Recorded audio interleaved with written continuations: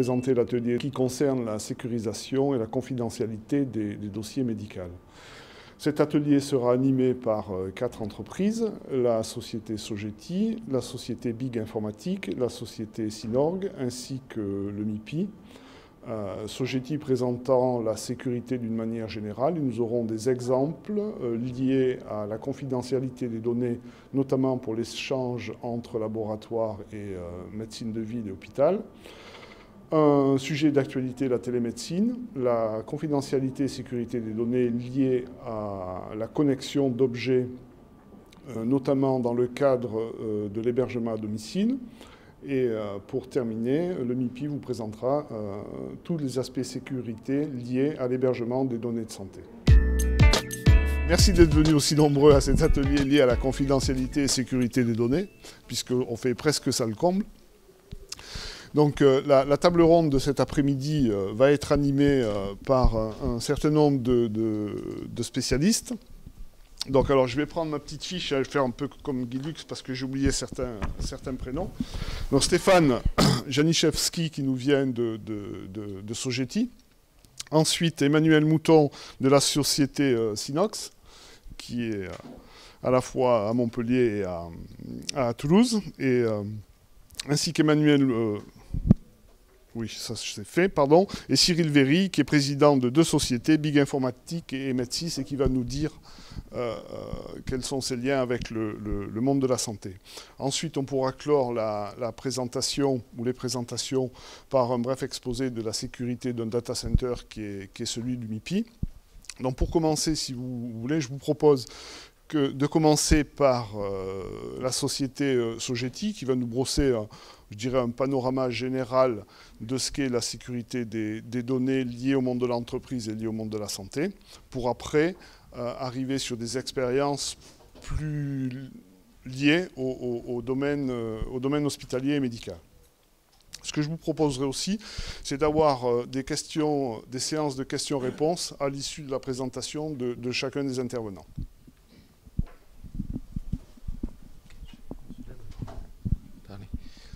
Bonjour à tous, donc Stéphane Janiszewski, directeur des activités cybersécurité au sein de Sogeti. Sogeti étant une filiale de Capgemini et leader dans ce domaine, dans le groupe Capgemini. Alors, je vais vous parler vraiment de considérations très générales, parce que je pars du principe que vous n'êtes pas spécialiste. Et je pars même du principe qu'il vaut mieux ne pas être spécialiste pour traiter ces questions. Ça n'est pas une affaire de spécialiste, c'est vraiment une affaire qui doit concerner tout le monde. D'abord, de quoi parle-t-on? En fait, on parle tout simplement de toutes les attaques qui vont affecter votre système d'information, hein, que vous soyez un organisme public ou privé, ou même que vous soyez un individu. Comme vous le savez, la vulnérabilité des ordinateurs évolue à très grande vitesse, tout simplement parce que tous les ordinateurs sont en général interconnectés et que l'interconnexion en fait est une source de vulnérabilité, puisque ce monde qui est le monde de l'Internet qui s'est imposé, c'est aussi un monde, c'est un monde qui permet évidemment de développer beaucoup de choses, mais aussi c'est un monde qui vous expose à tout un ensemble de vulnérabilités. Donc nous sommes attaqués en permanence avec des attaques qui sont de plus en plus nombreuses et de plus en plus complexes. De ce point de vue d'ailleurs, j'allais dire entre attaque et défense, il faut retenir une chose, c'est que l'attaque a pris le pas sur la défense depuis un certain nombre d'années. Et ceci doit nous inciter quand même à réfléchir sérieusement à ces questions. Alors pourquoi ces attaques sont de plus en plus sophistiquées? Alors il y a tout un ensemble d'attaques, j'allais dire, assez récurrentes, mais il y a aussi derrière des enjeux qui sont des enjeux stratégiques, qui sont liés à l'espionnage industriel, qui sont liés à des questions de souveraineté d'État. Je fais référence évidemment à l'actualité récente, mais aussi des entreprises criminelles qui vont essayer de récupérer des données Parce qu'un des messages importants que je voudrais faire passer, parmi les messages simples, c'est que vos données ont de la valeur. Sinon, ce n'est pas la peine d'en avoir. Ces données intéressent un certain nombre de personnes ou d'organismes. Ça peut être vos concurrents, ça peut être des gens qui vont essayer de profiter de l'usage ou de la récupération de ces données pour exercer sur vous une influence, quelle qu'elle soit. Donc, les données font partie de l'actif d'un organisme et elles doivent être protégées. Bon, je ne vais pas parler d'autres types d'attaques parce qu'on va quand même se concentrer sur ce qui concerne le monde de la santé. Donc il y a, je dirais, il faut oublier l'image des hackers du début qui étaient un peu des gens qui faisaient ça plus par exploit personnel en quelque sorte. Maintenant, ce sont des entreprises criminelles organisées qui vendent leurs services pour aller récupérer des informations. Sans parler évidemment des États qui s'arrogent le droit de pouvoir faire ce type d'attaque pour récupérer de l'information ou pour éventuellement, comme ça a été le cas pour l'attaque Stuxnet, compromettre le déroulement d'un programme qu'ils considèrent dangereux pour leur sécurité nationale. Alors, ce qui favorise ce type d'attaque, c'est toutes ces nouvelles technologies qui sont entre vos mains. Évidemment, la mobilité, les tablettes, les smartphones, etc. Si vous voulez, il y a 15-20 ans, un système d'information était quelque chose qui était relativement simple. C'était un ensemble de PC connectés. Donc, il y avait une notion de système, il y avait une notion de périmétrie du système. Et on pouvait se dire qu'avec quelques firewalls bien placés, quelques antivirus, on était relativement tranquille. Cette notion a complètement explosé parce que aujourd'hui, le système d'information moderne que vous utilisez dans vos entreprises, c'est un système complètement délocalisé. C'est tout l'intérêt d'ailleurs. Avec la mobilité, avec le nomadisme, etc.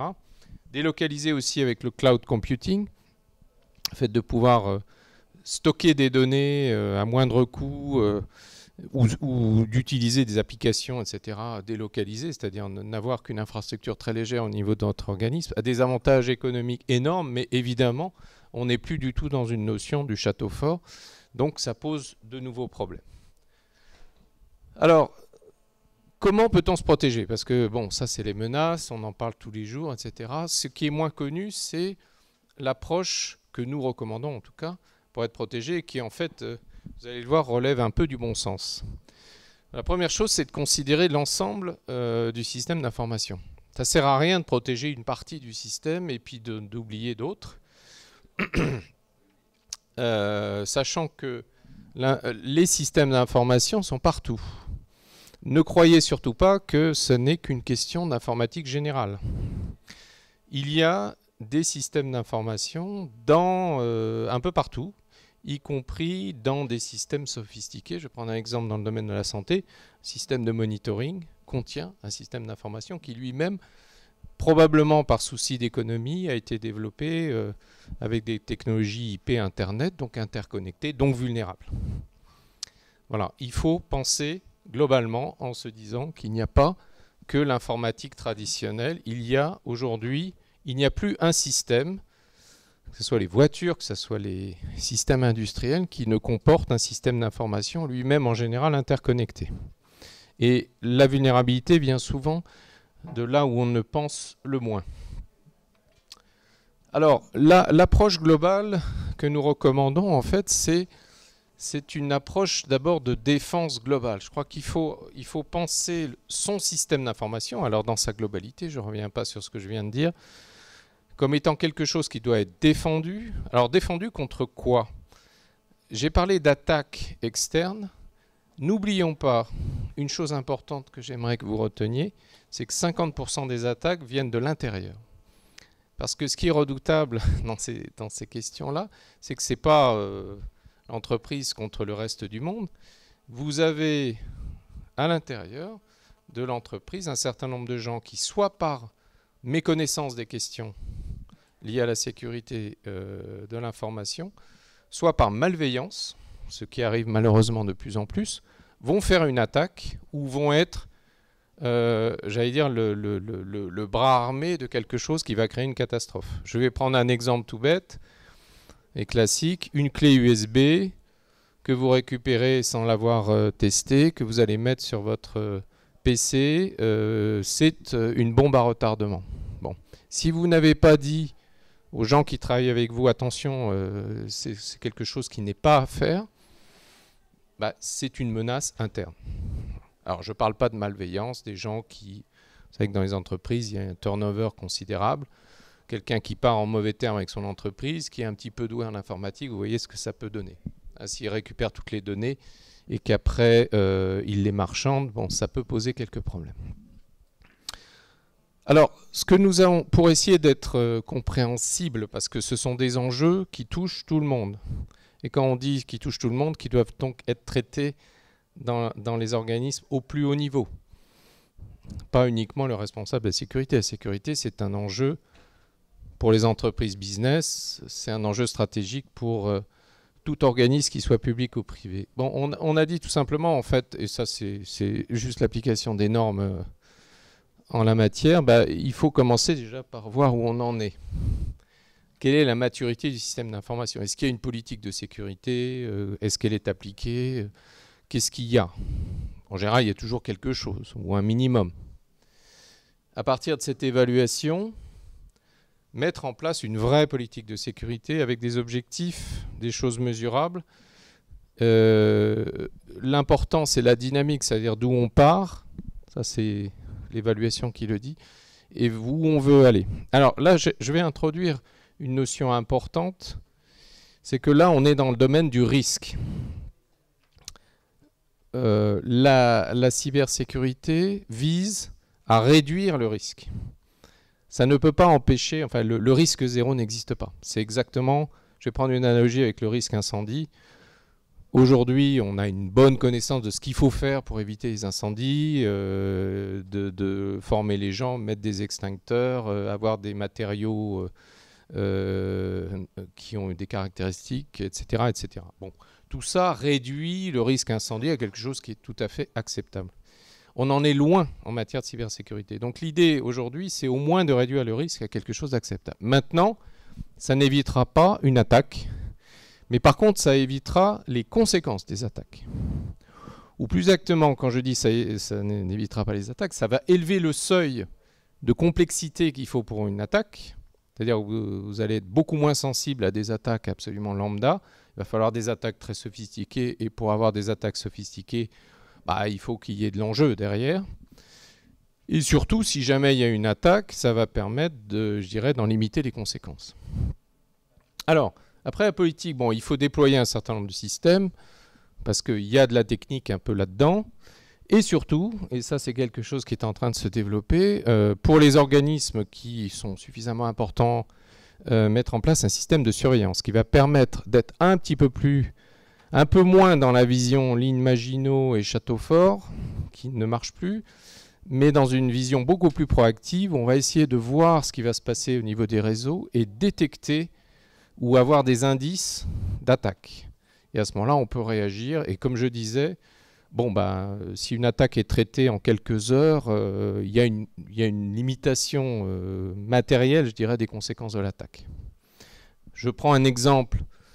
Les attaques visent, pour les entreprises ou les organismes qui ont un patrimoine intellectuel important, souvent à aller récupérer de l'information sensible pour l'exfiltrer vers l'extérieur. Bon, si on arrive à détecter ce genre de choses, on bloque tout ce qui sort au niveau des PC qui sont supposés infectés. À ce moment-là, évidemment, ce qui est sorti est forcément limité. Bon, et puis surtout, attendez, c'est une boucle permanente. C'est-à-dire, ce qui est important dans ce système de défense, c'est plusieurs choses. Il y a l'aspect technique, mais il y a l'aspect humain. Dans la politique de sécurité, il y a aussi tout l'aspect sensibilisation et formation. Ce qui est dramatique aujourd'hui, c'est que quelqu'un qui sort dans l'enseignement supérieur ou même l'enseignement secondaire n'a absolument aucune culture en matière de sécurité informatique. Il a une culture parce qu'on lui a formé en termes d'hygiène de santé. On parle de santé, général, les gamins, on leur dit qu'il faut se laver, il faut se brosser les dents. Mais les objets qu'ils utilisent tous les jours, on leur a jamais dit ce qu'il fallait, le minimum de ce qu'il fallait faire sur les mots de passe, sur la gestion des clés USB, sur le fait d'éteindre son ordinateur, le fait qu'il y avait des choses qu'il fallait faire ou pas faire. Il n'y a aucune formation. Donc, vous êtes tous confrontés à ce problème. Ça fait partie de la politique de sécurité. Bon, puis il y a la gestion de crise. Parce que crise, il y aura. Tous les organismes connaissent des crises, alors plus ou moins graves, et donc il faut s'y préparer pour pouvoir, le moment venu, gérer ça correctement. Alors, j'en viens à, après ces considérations générales, mais qui sont importantes pour bien comprendre l'état d'esprit dans lequel il faut agir. Peut-être un zoom sur les questions de santé, mais alors d'un non-spécialiste de la santé, mais simplement voir un petit peu les problèmes qui se posent en matière de santé. Alors, première remarque, c'est que quand on parle de système, c'est pour ça que j'avais intitulé mon introduction « Sécuriser vos données, pas vos outils », ce qui est sensible, ce sont les données, ce n'est pas les outils. Hein, donc il y a une réflexion, la première, c'est de se dire, on est en train de parler de la sensibilité des données, selon 3 critères qui sont importants: confidentialité, intégrité, disponibilité. C'est ça les 3 grands critères. Est-ce que mes données... Est-ce qu'il y a un problème sur la confidentialité des données? Est-ce qu'il y a un problème sur l'intégrité des données? Est-ce qu'il y a un problème sur la disponibilité des données? Alors, confidentialité, bon... Est-ce que les données des malades, le DMP, est-ce que c'est sensible, pas sensible? Et puis, il y a les questions de propriété intellectuelle. Si la recherche qui est développée, est-ce que c'est sensible, pas sensible? Tout n'est pas sensible. Je sais bien que les hôpitaux, c'est des endroits ouverts par essence, donc tout n'est pas sensible. Par contre, il y a des choses qui sont sensibles. Et puis après, il y a des questions qui sont liées à la réglementation. Aujourd'hui, alors je pense que ça existe déjà, en tout cas ça a tendance à se développer. Les gens, les particuliers sont de plus en plus sensibles, et donc il y a une réglementation qui va avec, au fait que quand ils confient des données à un organisme, quel qu'il soit, ils peuvent s'attendre à ce que l'organisme les traite en confidentialité. L'intégrité, c'est lié au bon fonctionnement des systèmes. Est-ce que la donnée qui arrive, c'est bien la bonne? Est-ce qu'il n'y a pas une corruption, c'est-à-dire une modification au niveau des données? Problème quand même important, notamment quand il y a des opérations un peu sensibles. Et puis dernier point, c'est la disponibilité, et ça aussi c'est essentiel, et ça fait partie de la sécurité des systèmes d'information. Est-ce que la donnée va arriver au bon moment? Je vais prendre un exemple tout bête. Il y a une urgence, il faut opérer quelqu'un, on a besoin du dossier médical. Si le tuyau n'est pas assez important pour passer les mégas de données dont on a besoin pour passer les éléments importants, bah, le chirurgien il va opérer sans avoir les données sensibles. Ça, c'est typiquement un problème de disponibilité qu'il ne faut pas oublier aussi. Donc, c'est les 3 composantes qui sont importantes. Voilà. Alors, ce que nous recommandons, c'est, bon, alors il y a la boucle, mais c'est surtout procéder par une analyse de risque, c'est-à-dire une analyse sur ces 3 paramètres. Donc, vraiment se poser des questions de fond sur ces questions, confidentialité, intégrité. Alors en anglais, ça fait CIA, enfin bon, c'est un jeu de mots. C'est pas NSA, hein, mais enfin c'est un peu le même esprit, sur la criticité des données. Et avoir une approche au niveau de l'organisme un peu fédérative, parce que comme ça concerne tout le monde, l'avantage, c'est qu'en travaillant sur les données et les problèmes de confidentialité, intégrité, disponibilité, ça permet de fédérer tout le monde autour d'un projet. Créer un schéma directeur avec des priorités, alors qui vont être déterminées par cette analyse sur les données, des plans d'action, et puis une mise en place en boucle, en étant très humble et en se disant que c'est une amélioration continue qui va permettre de réduire les risques. Voilà pour cette introduction, avec quelques idées fortes. J'espère.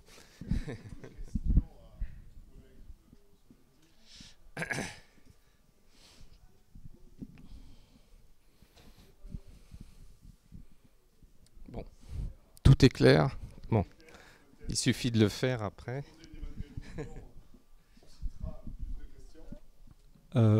C'était une bonne introduction. Une introduction. Donc, je vais être un peu plus peut-être pragmatique maintenant, puisque le but c'était de vous exposer sur la cybersécurité.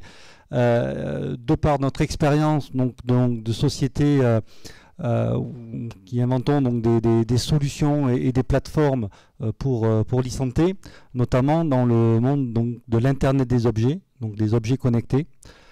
On peut passer au slide suivant. Donc notre expérience, nous proposons des services aux sociétés et surtout aux associations de type ADMR, Présence Verte, et donc qui sont dans l'assistance aux personnes âgées. Donc on a proposé donc des plateformes pour pouvoir accompagner dans la mise en place donc de solutions de téléassistance.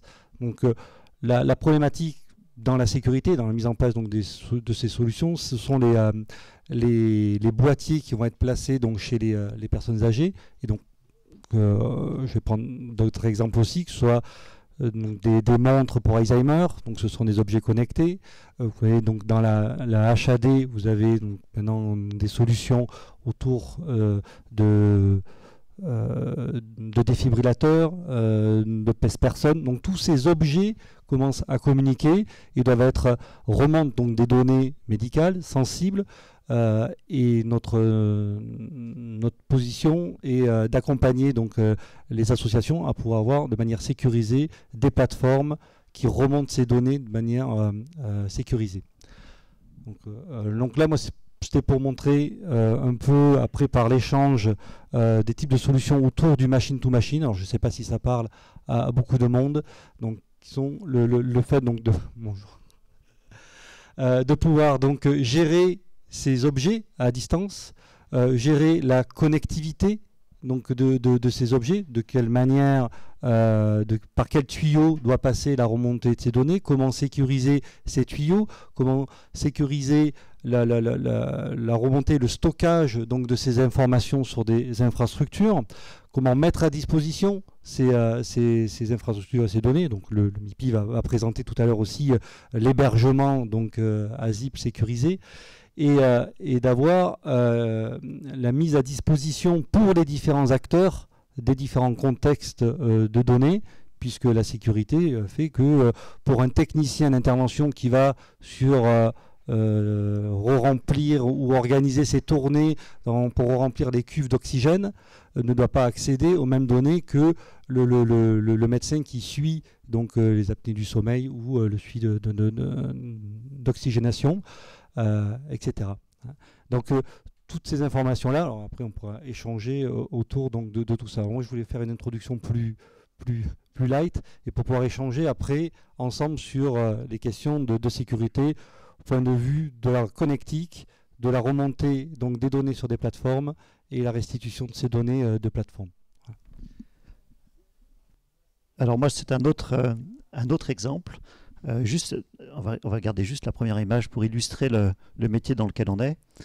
Donc on est réellement dans le monde de la santé et dans un sous-ensemble du monde de la santé qui est le monde de la biologie médicale. Et dans le monde de la biologie médicale, il y a une partie qui est l'informatisation des plateaux techniques de biologie médicale.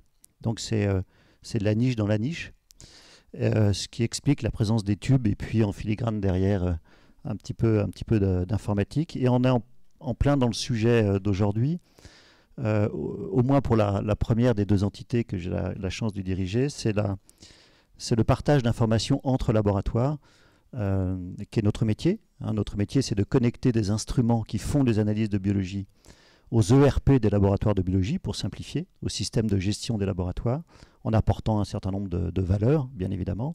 Mais notre métier, de plus en plus, est de permettre la communication et le transfert d'informations entre laboratoires, qu'ils soient régionaux ou nationaux. Et on se heurte bien évidemment à des problèmes de sécurisation de ces échanges, bien évidemment, et en fonction de la société ou de l'entité à laquelle on s'adresse, on est réellement plus ou moins sécurisé. Et on souffre totalement d'un manque d'application des textes existants, avant l'émergence de nouveaux textes, ce qui fait qu'aujourd'hui, la plupart des échanges de biologie, mais c'est le cas aussi dans d'autres domaines, sont relativement peu sécurisé. Il faut dire les choses telles qu'elles sont. Quand on transmet une demande d'examen d'un laboratoire vers une autre et qu'on reçoit des résultats du laboratoire exécutant vers le laboratoire demandeur, rares sont les solutions aujourd'hui en place, à part les nôtres bien sûr, mais rares sont les solutions aujourd'hui en place qui sécurisent totalement l'information envoyée. Et c'est réellement dommage parce que dans le monde de la biologie médicale, on est passé de 4000 labos à bientôt 600 ou 800 plateaux techniques en France. Or, le nombre de points de collecte, là où vous allez vous faire prélever globalement, ne diminue pas, ce qui veut dire que les échanges de données sont exponentiels. Et aujourd'hui, la sécurisation est relativement faible, je pense qu'il faut le dire, dans ce domaine. Donc on est en plein dedans, on informatise entre 300 et 350 structures, donc ce qui est pas mal, avec un besoin nouveau qui arrive, qui sont les échanges interhospitaliers, c'est-à-dire que les hôpitaux suivent aussi le mécanisme de mutualisation de ressources analytiques, de ressources de plateaux techniques. C'est-à-dire plutôt que d'acheter une machine à gauche et une machine à droite, ils en achètent une pour les deux, pour simplifier. Et les ARS mettent une pression relativement forte sur optimiser les dépenses de santé, donc mutualiser les coûts. Qui dit mutualisation dit échange dit échange de données de santé, et qui dit échange de données de santé dit nécessité de sécurisation. Et on est à l'aube d'un grand mouvement hospitalier sur justement ces échanges de santé sur lesquels nous, on s'est précipité. La deuxième entité est aussi complémentaire de la première, Med6. C'est de la messagerie sécurisée, pure et dure. C'est comment être certain que le médecin de ville ou l'EHPAD ou le cabinet médical qui reçoit des résultats principalement de biologie directement dans son logiciel de gestion de cabinet médical, les reçoit de manière totalement sécurisée, réellement sécurisée, suivant le cahier des charges édité par le GIP-CPS, qui est l'ancêtre de la ZIP. Et aujourd'hui, je pense qu'il faut dire les choses telles qu'elles sont. Il y a potentiellement, je crois, environ 1 million de professionnels de santé qui pourraient un jour échanger des données, donc qui devraient utiliser une messagerie sécurisée. Sur ce million, on estime, quand je dis on, c'est globalement, il n'y a pas d'enquête réelle, mais globalement, on estime que 40 000 à 50 000 sont équipés réellement, peut-être 100 000, équipés d'outils permettant de le faire. Et sur ces 100 000, il y en a peut-être 10 000 qui utilisent des outils labellisés et certifiés par l'entité qui le fait, qui est le GIP-CPS, ex-ASIP Santé. Donc c'est pour montrer le gap qui existe entre la nécessité de sécuriser des échanges et la réalité. Et surtout un gap qui est catastrophique, qui est ce qu'on appelle l'interopérabilité. C'est-à-dire que comment être certain que tout système est capable de communiquer avec tout autre, quel que soit finalement le logiciel globalement que vous utilisez. Et aujourd'hui, les chapelles des uns et des autres, et les outils développés par les uns et les autres font que des communautés se parlent entre elles, enfin des communautés se parlent à l'intérieur de la communauté, mais en aucun cas, techniquement, les communautés sont capables de se parler. Donc c'est quand même assez affligeant, je pense qu'il faut le dire, c'est relativement affligeant.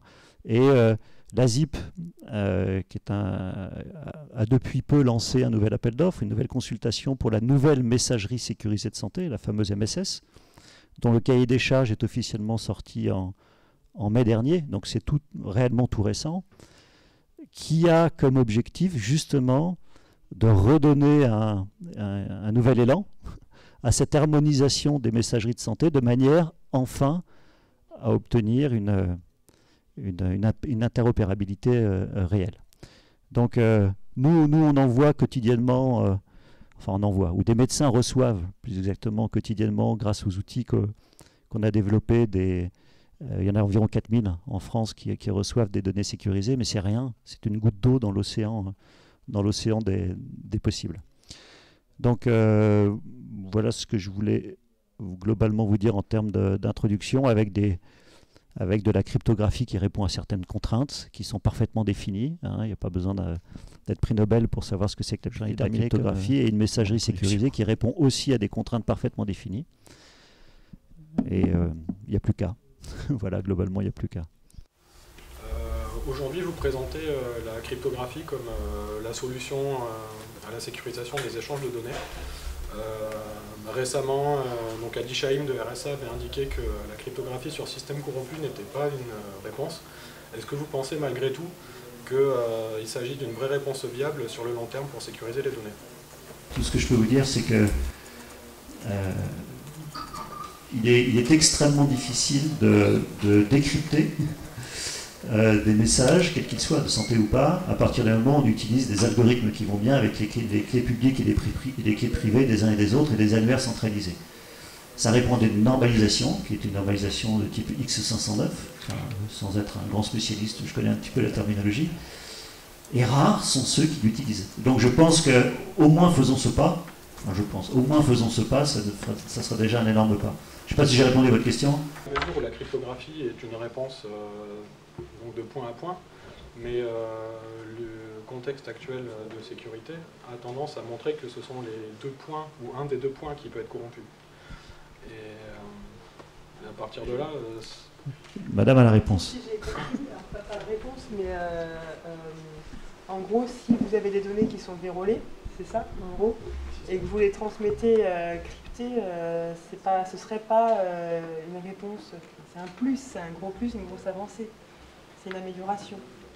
Mais il y a forcément des contraintes techniques. Quelle est Après,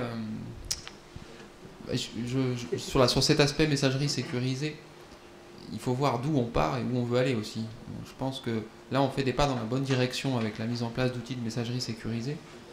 Alors après, peut-être que... C'est complémentaire avec la sécurisation de ses propres données en interne. Bien entendu. De toute façon, c'est ce que présentait tout à l'heure la personne de Sogeti. C'est un vaste chantier, la sécurité, dans le secteur de la santé comme ailleurs d'ailleurs. Et il faut le prendre par petits bouts. Si on veut faire tout d'un coup, et ça va coûter très très cher, et de toute façon les budgets ne seront pas là. Donc il faut avancer petit à petit. Et je voulais rajouter que sur la messagerie sécurisée, il y a un autre enjeu que nous on a découvert, MIPI. C'est du retour sur investissement. On ne pense pas forcément à ça. Mais la mise en place de la messagerie sécurisée, pour un hôpital par exemple, ça veut dire arrêter d'envoyer les comptes rendus d'hospitalisation papier aux médecins de ville. Et pour des hôpitaux, ça correspond à des centaines de milliers de courriers par an. Et les envoyer par email en économisant toute la partie papier, frais postal, etc., etc. Donc voilà. Donc derrière les enjeux de sécurisation, on peut aussi trouver des ROI et donc des sources de financement pour ces projets-là. Est-ce qu'il y a d'autres questions? Sur la capacité de la clé de cryptage, est-ce que c'est vraiment inviolable? C'est jamais inviolable, hein. Enfin, ce serait celui qui répond ça, non mais là encore, on essaye de se mettre, c'est ce que tu disais tout à l'heure, un peu à la norme, donc des certificats X509. Là, il y a des cartes CPS qui ont été largement distribuées aux professionnels de santé aujourd'hui, hein. Elles sont gratuites, tous les professionnels de santé en ont, en tout cas les médecins. Donc voilà, l'idée c'est d'utiliser déjà ce qu'on a pour passer d'une situation où actuellement les médecins sont capables de s'échanger des informations ultra confidentielles sur des boîtes hotmail, à une situation où on est déjà sur du mieux. Maintenant, est-ce qu'on est sur du top? Bien entendu, peut-être pas, mais on n'est pas non plus sur le secteur de la défense ou sur le secteur bancaire, et on n'a pas les moyens de ces secteurs-là de toute façon. Donc il ne faut pas imaginer que ce soit possible. J'ai une autre question. Qu'est-ce que disent les ARS sur nos obligations législatives par rapport à tout ça? Les obligations, tu l'as un petit peu évoqué tout à l'heure, c'est compliqué parce que l'ASIP change souvent de stratégie. Elle a commencé par dire que la messagerie sécurisée, c'était quelque chose d'important et que si on voulait être éditeur d'une messagerie sécurisée, il fallait respecter un certain nombre un cahier des charges en quelque sorte. Et puis il se trouve qu'aujourd'hui la messagerie sécurisée la plus déployée, elle ne respecte pas ce cahier des charges. Donc, moi j'imagine que j'ai eu connaissance de la V4, de la certification, il y a l'aspect contrôle des risques qui est prégnant en anticipation là-dessus, et peut-être qu'effectivement c'est une première réponse sur le contrôle des risques et le respect de la certification. Après, moi, je ne sais pas vraiment répondre à ces questions-là, mais ce qui est certain, c'est que ces aspects réglementaires, ce qui est le plus important, c'est d'avoir une réglementation qui soit simple, pas forcément très complexe, mais qui soit suivie dans le temps. Et qui ne soit pas soumis comme ça à chaque fois qu'il y a des changements un peu d'ordre politique dans ces organismes nationaux. On sent que voilà, les stratégies ont changé et on va dans une direction, on va dans une autre direction. Alors après, les hôpitaux, les acteurs de la santé, ils savent plus trop à quelle sauce ils vont être mangés, quoi. Donc ça, c'est pas bon. Juste rajouter une petite chose. Moi, j'ai assisté à la réunion pour les professionnels qui avait lieu à la ZIP, enfin pas à la ZIP, mais organisée par la ZIP en mai. Et la première chose qu'ils disent, c'est la nouvelle messagerie sécurisée de santé n'est pas obligatoire. Déjà. C'est dit ouvertement. Il n'y a pas d'obligation à l'utiliser. L'idée est que plus les sociétés éditrices l'utiliseront, plus il sera nécessaire aux uns et aux autres d'y adhérer pour pouvoir communiquer. Donc finalement, il y a un effet d'entraînement qui fera que le côté non obligatoire va rendre obligatoire la chose. Mais c'est toujours le même problème, c'est qu'ils ont édicté une nouvelle réglementation pour cette messagerie sécurisée de santé qui n'est pas simple, qui est vraiment un truc compliqué, vraiment tordu, alors qu'il existait déjà quelque chose qui est remarquable, avec des textes de loi, et qui n'est pas appliqué. Donc on a recréé une nouvelle couche sur une couche existante où certains éditeurs, dont nous sommes engouffrés à l'époque. Ça marche très bien pour tous ceux qui respectent la réglementation. Ceux qui ne respectent pas la réglementation, finalement, ont réussi, sans le vouloir, mais enfin, on réussit naturellement à faire en sorte qu'on rajoute une couche sur un existant. Donc ça va prendre des années, peut-être une dizaine d'années, peut-être 15 ans, avant que l'ensemble des professionnels de santé utilisent la messagerie sécurisée de santé. Si, à la tête de la ZIP, il n'y a pas de changement. Après, vous parliez des laboratoires de biologie médicale.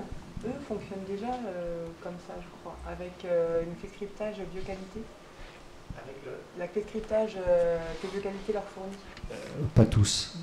Non, pas tous. Non, pas tous. Il n'est pas rare de voir des mails avec en pièce jointe le compte-rendu du patient qui arrive dans la boîte mail du médecin. C'est 90% des comptes rendus. Ouais, je voulais juste ajouter un point, c'est qu'au niveau des administrations dans l'ensemble, le RGS s'applique maintenant, le Règlement Général de Sécurité. Bon, d'autres réglementations vont venir. C'est ce que je disais, c'est au niveau de l'Union européenne, sur la protection des données personnelles, qui vont conduire à de très fortes obligations sur tous ceux qui détiennent des données personnelles, que ce soit des données clients pour les entreprises, des données privées pour les organismes publics. Ça, c'est pour 2014. Voilà, il y a peut-être, je ne sais pas si ça touche le système de santé, mais une réglementation qui va sortir sur les opérateurs d'importance vitale. Et ça, c'est fin 2013. Donc, mais ce qu'il faut retenir, ce n'est pas tellement la réglementation, parce qu'au fond, je vais être très cynique pour me faire comprendre, mais après, on peut regarder la réglementation, de dire oui, mais si je suis pas la réglementation, quelle est la sanction? Sanction, si elle est financièrement plus faible que la conséquence d'une corruption de données, bon, au fond, on peut faire un arbitrage et c'est peut-être pas la priorité des priorités. Ce qui est important, c'est qu'à un moment ou à un autre, il va se passer des incidents graves et, encore plus grave, une perte de confiance. Une perte de confiance des utilisateurs du système. Moi, je crois que c'est... Alors, le premier événement, bon, ça peut arriver. C'est déjà arrivé. C'est moins grave que les maladies nosocomiales en termes de conséquences. Néanmoins, ça existe déjà. Mais le jour, et vous sentez bien la sensibilité des gens vis-à-vis des questions de données est en train d'augmenter. Parce que ces réglementations, elles ne viennent pas par hasard. Elles viennent aussi, quelque part, d'une prise de conscience progressive que oula, tout ça c'est embêtant, mais est-ce qu'on gère bien mes données, etc. Le jour où il y a vraiment perte de confiance, la perte de confiance numérique, c'est-à-dire, et on n'en est pas loin, je ne veux pas parler du système de santé, mais les grands opérateurs sur Internet, etc., il faut qu'ils fassent attention. Le jour où les gens diront non, moi je ne veux plus confier des données à tel ou tel opérateur parce que j'ai aucune confiance dans la manière dont il les gère, le système se bloque. Et pour moi, c'est le plus grave. C'est la perte de confiance dans tous les échanges de données.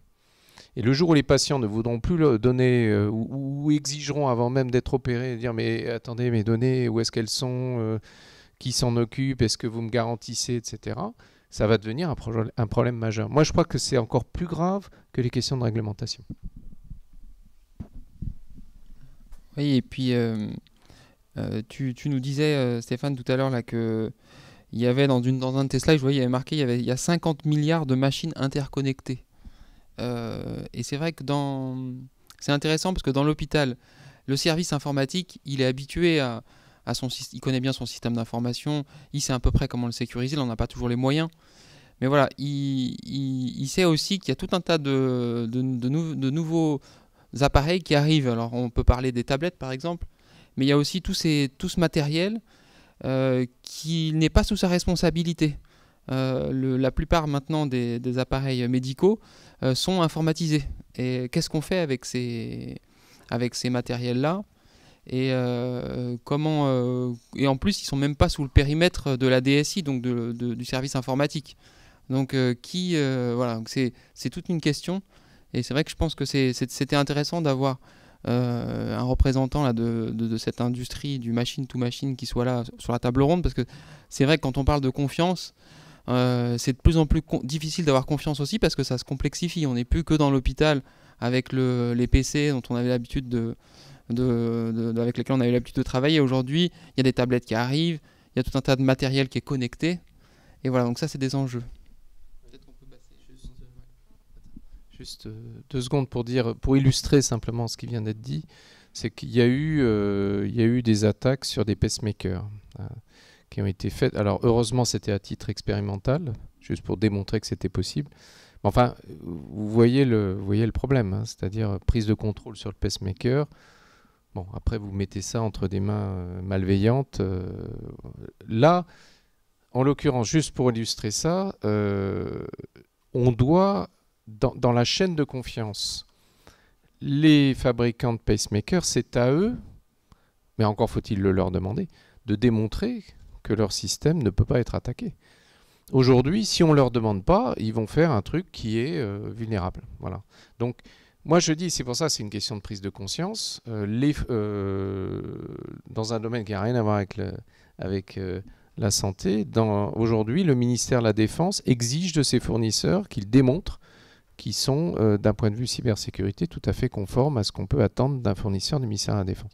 Le jour où le système de santé sera au même niveau, je pense qu'il y aura énormément de progrès, parce qu'à ce moment-là, déjà, il y a toutes ces pans de vulnérabilité qui vont enfin, pas disparaître. Il restera après un peu ce que j'ai montré, c'est-à-dire une politique sécurité, une cohérence, de la sensibilisation, etc. Mais il y a énormément de choses à faire. Aujourd'hui, il n'y a aucune obligation, à ma connaissance, sur les fournisseurs, tout ce qui est je sais pas, monitoring, système, tout ce qui est utilisé dans les salles d'opération, etc. Aucune obligation. Donc, les fournisseurs, ils font ce qu'ils veulent. Mais là, je suis dans le machine to machine. Donc je suis spécialiste. Mais ce qu'il ne faut pas oublier, c'est que les gens qui travaillent au quotidien et ils veulent travailler rapidement, efficacement, et donc ils utilisent toujours les moyens les plus simples pour être utilisés. Moi, je prends souvent l'exemple des pompiers qui ont un système donc très sécurisé de communication.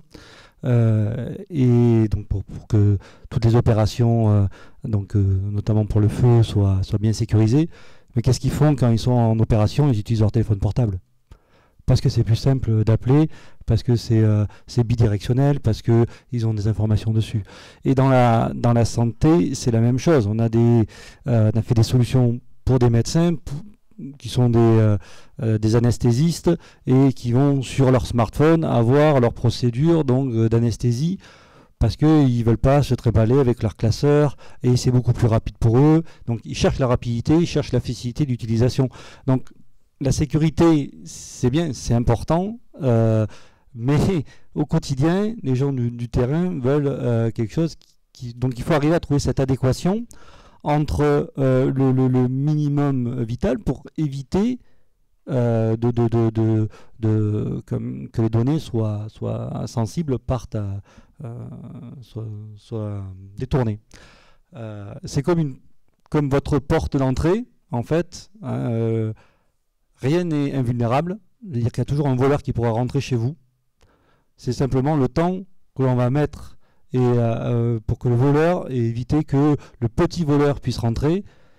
Comme pour la voiture, l'essentiel c'est qu'en plus d'un quart d'heure, il puisse pas rentrer. Et là, il va partir. Mais voilà. Donc la sécurité, elle est là. Et donc elle est là au niveau donc des smartphones, des tablettes, on parlait des PC. Et donc on utilise tous au quotidien. Dans l'hôpital, c'est marqué que c'est interdit d'utiliser son téléphone portable parce que, soi-disant, ça perturbe les appareils médicaux. Mais qui est-ce qui éteint son téléphone portable quand il est à l'hôpital? Il n'y a personne qui lève la main. Donc voilà. Peut-être une autre question.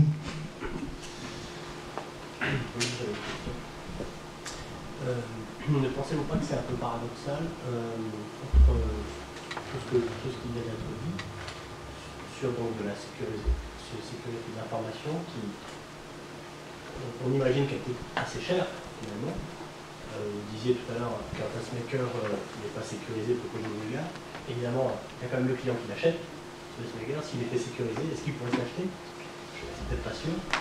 Deuxième point, on veut des applications dans les établissements de santé de plus en plus simples, qui se déploient très vite, qui se prennent en main extrêmement rapidement.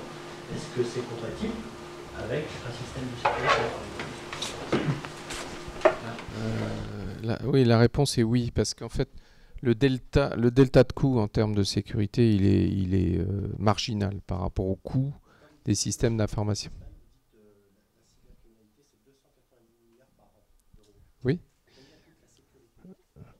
Alors, moi, je répondrai en disant la sécurité, elle coûte quelques pourcents des coûts des systèmes d'information.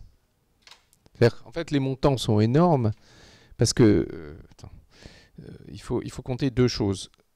Le chiffre que j'évoquais dans mon slide, ce sont les conséquences, c'est-à-dire ce sont les sinistres. Ça n'a absolument rien à voir avec les coûts des systèmes correspondants. Le sinistre le plus important rendu public, parce qu'il y en a beaucoup qui sont cachés, c'est celui de Sony. Sony s'est fait attaquer sa plateforme client de PlayStation. Ça a coûté, d'après eux, environ 150 millions d'euros. Ça n'a rien à voir avec le coût de la plateforme. Et ça n'a rien à voir avec le coût si on avait sécurisé la plateforme. Voilà. Ça devient plus simple une fois que le compte Twitter de l'agence américaine de presse a occasionné des milliards en bourse de pertes. Et donc en fait, si vous consacrez, allez, on va dire 4 à 5% du coût que vous consacrez en gros à l'informatique, consacré de manière intelligente, c'est-à-dire avec une approche un peu systémique, avec des priorités, etc., parce qu'il ne faut pas tout faire, mais le faire de manière intelligente, voilà, vous avez un système correctement protégé et vous êtes à l'abri, disons, des attaques faciles. Bon. Donc ce ne sont pas des montants considérables. Simplement, si on ne fait rien du tout, là, il peut y avoir des conséquences absolument considérables. Et voilà, mais je reprends l'exemple de mon pacemaker. Sécuriser ça, ça coûte pas très cher, surtout si c'est en conception. Le jour où on va découvrir, je sais pas, une marque qui commercialise un pacemaker, qu'il y a eu des attaques et que plus personne ne voudra en acheter parce qu'il n'y a plus confiance, vous voyez le préjudice et la catastrophe que ça représente par rapport au coût relativement marginal que représentait un effort de sécurité ou de sécurisation du pacemaker.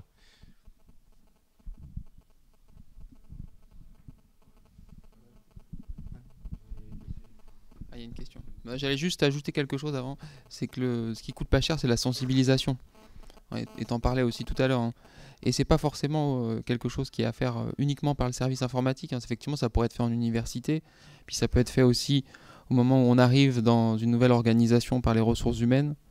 Voilà, souvent c'est des espèces de chartes qu'on nous fait signer, mais sans forcément beaucoup de pédagogie. Ça prend pas forcément beaucoup de temps, ça coûte pas forcément très cher.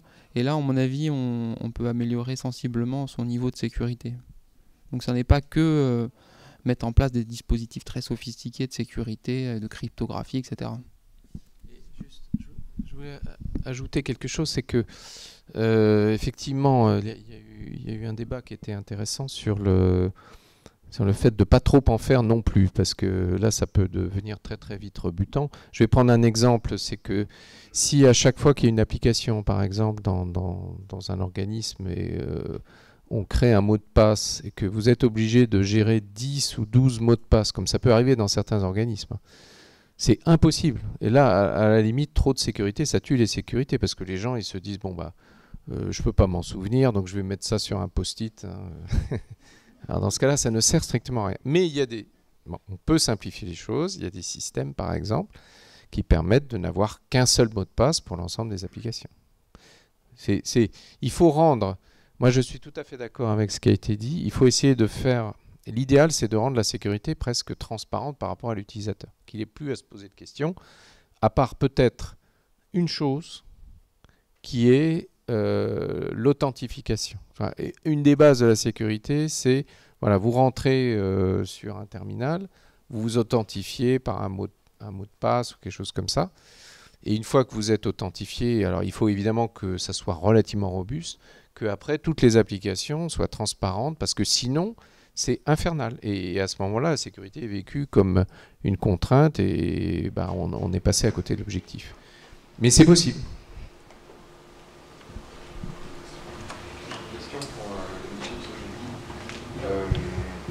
Il y a quelques mois, le directeur de l'Agence nationale de sécurité des systèmes d'information a fait un discours qui a été assez repris sur le fait de justement ne pas rentrer dans des démarches très importantes de manière très rapide, parce que finalement les premières conditions pour arriver à améliorer la sécurité d'un système d'information sont relativement simples, et pour qu'elles soient réellement efficaces, il faut qu'elles soient appliquées à l'ensemble du système d'information. Donc ça a donné lieu à la publication de ce qu'ils appellent le référentiel d'hygiène du système d'information. Est-ce que ça, ce n'est pas finalement la première marche?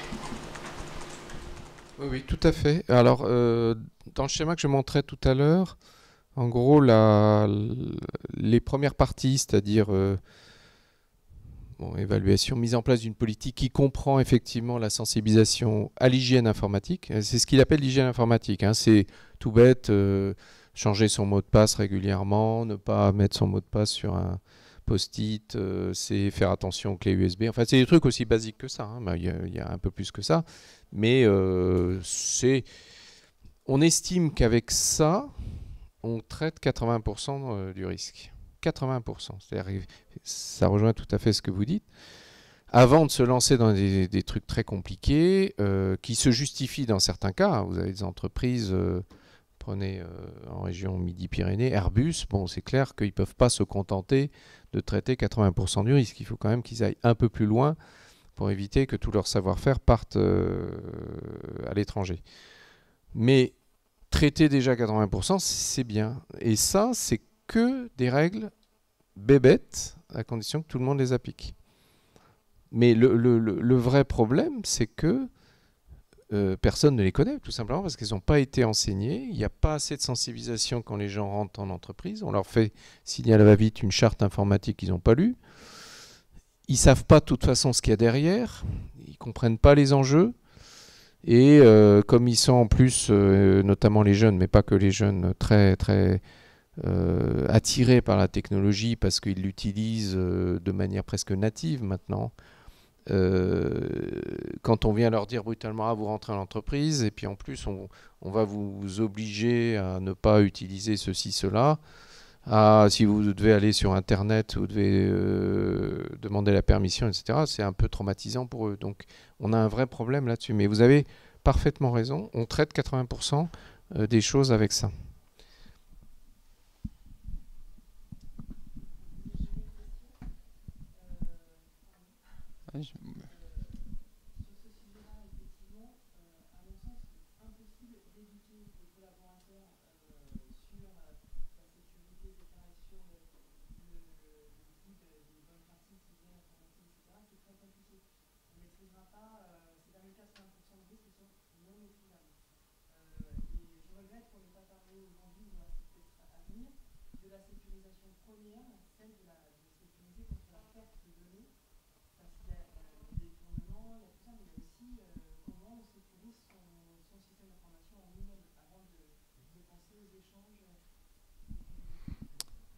Moi, j'allais donner un autre exemple de choses relativement simples, mais c'est aussi pour vous donner des exemples concrets dans le secteur de la santé.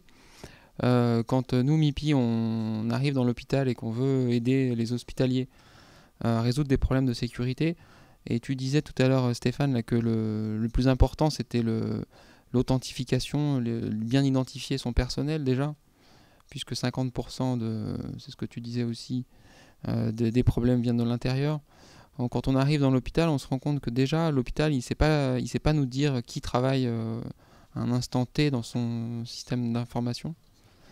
On se rend compte que souvent les arrivées, bon, l'informatique est souvent au courant parce qu'il y a quelqu'un qui va appeler en catastrophe en disant mais j'ai un nouveau collaborateur qui est arrivé, il faut lui donner des droits sur telle ou telle application parce qu'il ne peut pas travailler. Et donc ça se fait par téléphone en général, hein. Et puis quand il part, personne ne prévient l'informatique. Ça sert à quoi de prévenir l'informatique? Donc les comptes ils restent ouverts. Donc souvent le premier chantier qu'on fait avec eux, c'est des projets qu'on appelle projets d'annuaire d'établissement, où on essaye de regarder avec eux, encore une fois des choses toutes bêtes, hein. C'est qui fait partie de l'hôpital, et ensuite qui a droit à quoi. Alors après c'est vrai qu'on n'a pas abordé là aujourd'hui, mais c'est un sujet qui est tellement vaste, ces aspects peut-être plus techniques de protection du système d'information, mais c'était aussi parce qu'on voulait illustrer sur des choses qui sont peut-être un peu moins connues. Moi je trouvais que c'était intéressant par exemple de parler du machine to machine parce qu'on n'y pense pas, mais ça sert à rien de faire une forteresse informatique si tout d'un coup on rajoute un certain nombre de dispositifs qui font même pas partie du périmètre de la DSI, donc ils sont pas protégés du tout. Donc c'est voilà. Il y a encore une question, je vois là-bas. Enfin, deux remarques. C'est un projet d'entreprise. Voilà. Je crois que c'est pas la peine d'épiloguer. C'est un projet d'entreprise, c'est-à-dire que ça touche toute l'organisation. À partir du moment où on parle de sensibilisation, etc., ça doit toucher tout le monde. Et ça n'est pas du tout que donc la responsabilité de la DSI. Surtout pas. C'est-à-dire que si les opérationnels qui manient les données sensibles ne sont pas sensibilisés et n'ont pas leur mot à dire aussi, parce qu'ils ont leur mot à dire. Donc, sur le triptyque là, dont je parlais, confidentialité, intégrité, disponibilité, c'est eux qui sont les clés du système. Bon, après c'est bon. Deuxième chose, effectivement, pour ce qui est d'une part de la réglementation et puis des espèces de standards, moi je pense que ça va venir. Pour les questions de confiance dont je parlais, c'est que aujourd'hui il n'y a pas, c'est un domaine encore jeune, pas mature, où il y a beaucoup de craintes. Il va falloir, un peu à l'instar de ce qui s'est passé dans le domaine de la qualité. Vous savez, dans la qualité, bon, ça a démarré, puis il y a eu l'ISO 9000, et puis il y a ceux qui en étaient, ceux qui n'en étaient pas. Bon, c'est pas, quand vous êtes ISO 9000, ça ne veut pas dire que vous allez produire des systèmes de qualité, mais c'est au moins un minimum de preuves que vous avez au moins pris en compte un certain nombre de choses dans votre organisation. Je pense qu'on y viendra pour ce qui est de la sécurité. Il y a déjà des standards. Mais il faudra, à mon avis, et c'est vrai pour les hôpitaux, etc., à un moment pouvoir dire, ben voilà, moi je suis à un certain niveau de maturité dans ce domaine, et ça sera parmi les critères pour juger de la qualité de tel ou tel établissement.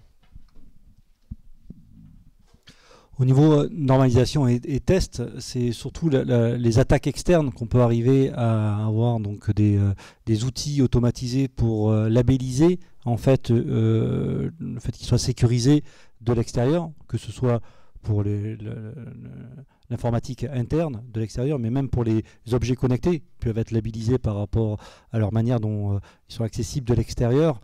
Pour les smartphones aussi, sécurisés, on peut arriver à automatiser pour savoir quelles informations en interne ils vont chercher et de quelle manière. Mais comme l'a dit Stéphane, le principal, c'est le détournement du mot de passe, donc d'une personne non habilitée à avoir ces données-là. Et donc là, on ne peut pas faire grand-chose, à part avoir une traçabilité, donc savoir qui a fait quoi à quel moment, et si ce n'est pas cette personne, à qui il a donné son identité virtuelle, pour pouvoir y accéder. Et donc la sensibilisation va se faire de cette manière-là, en montrant, en disant, il y a une problématique sur vous avez utilisé un mauvais mot de passe, c'est pas votre mot de passe, donc là on pallie déjà pas mal de choses en faisant ça.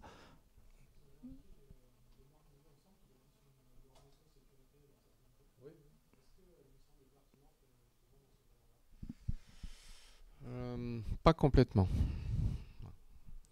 Pas complètement, au sens où, oui, ce sont des recommandations. Il vaut mieux être conforme, mais c'est pas complètement satisfaisant. Voilà. Et ça, c'est un petit problème aujourd'hui. Bon, néanmoins, c'est un début. C'est-à-dire que, effectivement, quand on fait des analyses de maturité du système, en fait, on le fait quand même par rapport au chapitre de l'ISO 27000. Mais il faut aller un petit peu plus loin que ça pour pouvoir pour donner un avis pertinent. Voilà.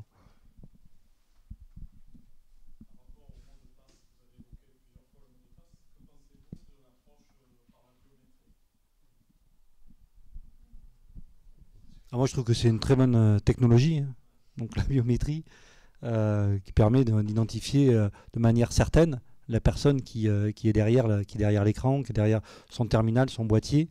À moins de se faire arracher l'œil ou le doigt, mais c'est un bon système. Mais à mettre en place encore, c'est quelque chose qui peut être coûteux et c'est toujours l'équation du niveau de sécurité qu'on veut atteindre par rapport aux moyens financiers et humains qu'on peut mettre en face. Donc il faut... Sur l'aspect biométrie, on peut peut-être ajouter qu'en France, la CNIL est très défavorable à ce système, en tout cas pour ce qui est de la biométrie qui conserve l'information personnelle de biométrie. Donc c'est compliqué à mettre en place dans un hôpital, par exemple. Je pense que là, la CNIL, elle accepterait... Elle est défavorable dès le moment où on gère les données confidentielles. C'est ça. En ce qui concerne l'approche, c'est-à-dire ouvrir un PC ou ouvrir une clé USB, là, la CNIL, il n'y a aucun problème. Voilà, mais voilà, il y a quand même des limitations, ce qui n'existe pas dans d'autres pays, où du coup ils l'utilisent beaucoup plus largement, et effectivement c'est un système qui est assez sûr. Alors on peut peut-être prendre une ou deux dernières questions, parce que je pense que le temps doit nous obliger à conclure rapidement. Moi j'ai une question, moi, à l'Assemblée, à la fois aux intervenants, aux hospitaliers présents dans la salle. Est-ce que vous avez eu connaissance d'attaques informatiques de vos systèmes d'information de l'extérieur? Moi je suis dans le domaine de la santé depuis 1995. Depuis 1995, j'ai eu connaissance de deux qui venaient de l'interne. Une, c'était un acte malveillant dû à un épisode psychiatrique d'un responsable du système d'information, et une autre, c'était une attaque qui visait un directeur général de CHU. On a piraté sa messagerie et son agenda à des fins malveillantes. Et c'est les deux seuls depuis 1995 dont j'ai eu connaissance. Je n'ai jamais eu connaissance d'attaques venant de l'extérieur. Pas que les attaques, comme sur il y a plein d'autres risques qui sont, par exemple, effectivement, je suis à l'accueil, je prends ma pause et tout le monde accède à mon poste Ce genre de choses-là qui, à mon avis, comme le disait, est plus percutante à sécuriser. Ça, c'est difficile. Oui, aux États-Unis, il y a eu des études là-dessus. Par exemple, dans l'hôpital, on constatait que souvent, à l'intérieur de l'hôpital, il y avait des personnes qui n'étaient pas habilitées à consulter des informations de santé qui le faisaient. Et souvent, c'était pourquoi, en fait, c'était pour voir, j'ai croisé ma voisine dans l'hôpital, je me demande bien ce qu'elle a, et donc je vais voir sur le système d'information ce qu'elle a. Mais ça paraît anodin, mais cette personne, si elle découvre qu'elle a une maladie grave, qu'elle l'ébruite dans le voisinage, etc., ça peut vraiment perturber la vie d'individus. Donc c'est vraiment un des sujets sensibles. Donc c'est vrai que la sécurité, c'est pas toujours des attaques qui viennent de l'extérieur, qui sont très... ça peut être tout simplement des choses un peu au quotidien comme ça, mais qui... alors là encore, il y a de la sensibilisation, il y a plein de choses qui peuvent l'éviter. Mais c'est souvent ça qui est... C'est les premiers... Si on regardait vraiment ce qui se passe dans l'hôpital, je pense que c'est ça qu'on découvrirait en numéro 1, quoi. Quand même, c'est différent aujourd'hui, puisque vous avez énormément de tablettes, de choses comme ça, qui sortent du réseau, qui vont à l'extérieur, qui se connectent au tout public, qui font du pro perso, qui mélangent les mises à jour, etc. Ça embarque des virus qui ensuite se reconnectent dans le réseau local. Et il y a des risques aujourd'hui très forts qui n'existaient pas hier parce qu'on était bien protégés. Aujourd'hui, plus du tout. Ceci dit, j'ai eu le cas il y a 1 an et demi je travaillais chez un hébergeur agréé de données de santé. Et voilà, une personne qui a bêtement utilisé Internet et qui s'est fait, malgré les protections qu'on avait, a réussi à se prendre un virus qui nous a un peu embêtés en quelque temps. Enfin, le problème, c'est pas forcément de se dire oui, vu qu'on n'a pas été beaucoup attaqué ou on n'a jamais été attaqué depuis de nombreuses années, ça n'arrivera jamais. Le réel souci, c'est d'avoir une démarche un peu proactive en se disant qu'est-ce qui vaut le coup d'être protégé véritablement, parce que si cette chose-là disparaît ou si on n'y a plus accès, on ne pourra plus rien faire.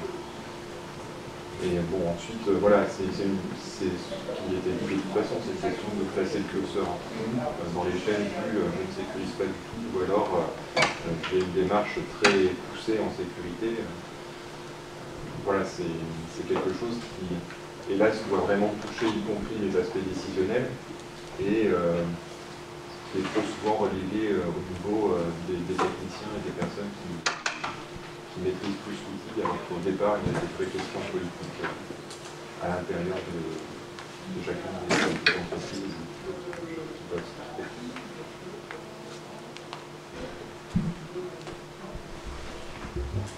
Stéphane, vous avez commencé. Oui.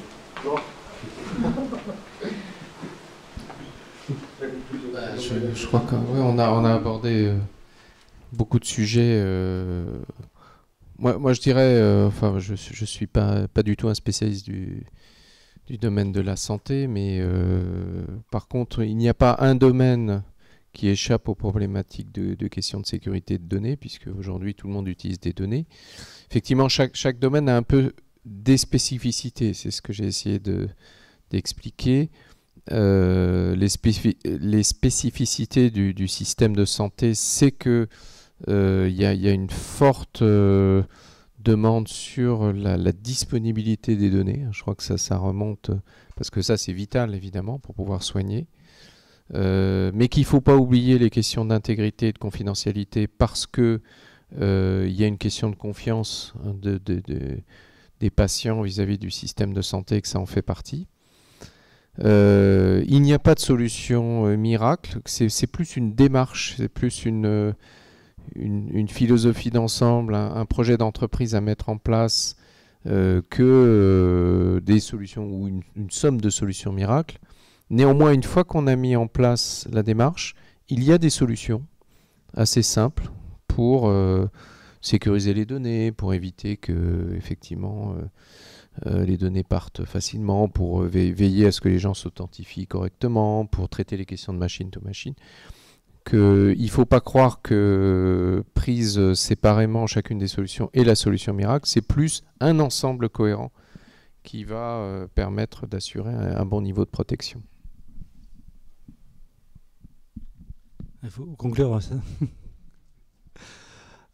Oui, donc, juste pour résumer, finalement, c'est le curseur. Important de savoir à quel niveau on met le curseur pour avoir de la sécurité par rapport aux données sensibles. Mais on a la même problématique dans la géolocalisation, savoir le tracking des personnes, à quel niveau on le met. Mais faut pas, je pense qu'il ne faut pas avoir peur donc de retarder l'innovation, parce que ça peut apporter beaucoup de choses. l'e-santé en est l'exemple, hein, où il y a vraiment beaucoup d'innovations pour le patient qui peuvent être amenées grâce à ces solutions-là. Et il ne faut pas que la sécurité empêche finalement donc d'amener de l'intérêt aux patients et à l'évolution de la médecine et de l'e-santé en général. Donc, voilà. Mais sinon, voilà. Sinon après, il y a des outils qui existent et qui sont mis en place pour sécuriser. C'était une très bonne conclusion. Merci à tous. C'était parfait. Merci.